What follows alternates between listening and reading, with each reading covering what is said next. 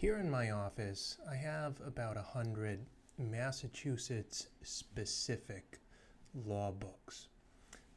But there are just a handful of books that I use on a weekly, almost a daily basis.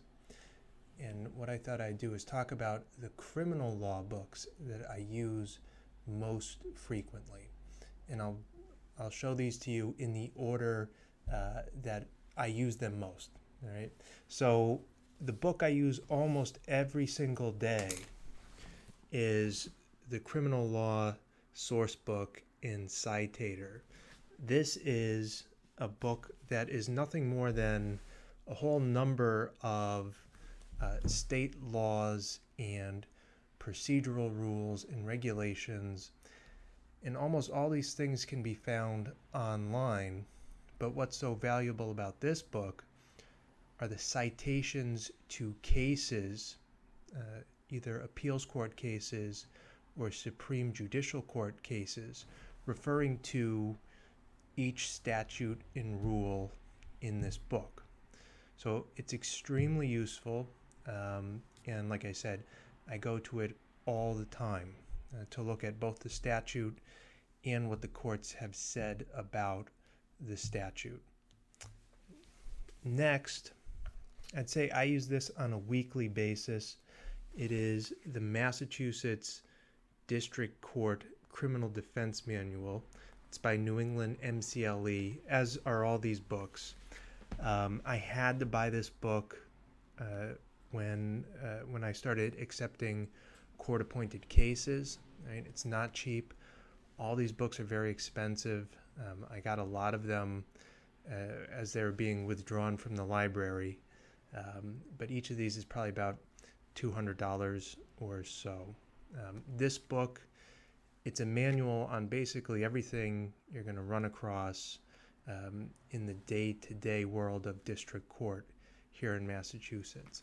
And it also has sample motions that are written by lawyers in the state, though if you look at these motions, they are extremely heavy duty, and in some cases they're almost over the top for practice, especially here in Western Massachusetts. Next is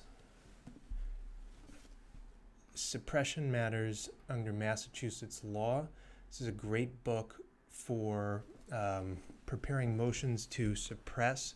So if I get a police report and there's something that just doesn't seem right about the way the police searched somebody or how they stopped a vehicle, or if there seems to be an issue with a warrant or something like that, I go to this book first, and it usually does not let me down. Right? It's an excellent book, and it's a good place to start if you have a potential motion to suppress. And then lastly is this small book, The Pocket Guide to Evidence. This is the least expensive of all these books. I think it's only $20 or $30 on the MCLE website. And it's actually made for lawyers when they go into trial, if they need a quick reference to a rule of evidence and what the court has said about that rule. But I use it, I have much more in-depth books. I have the handbook on evidence, which is a nice green leather-bound book. It's probably 500-600 pages. I have the Courtroom Reference Guide to Evidence, which is another hefty book. But I almost never go to those books. I go to this short book because the further into the weeds you get on a question of evidence, I think the less likely you are to succeed in your argument.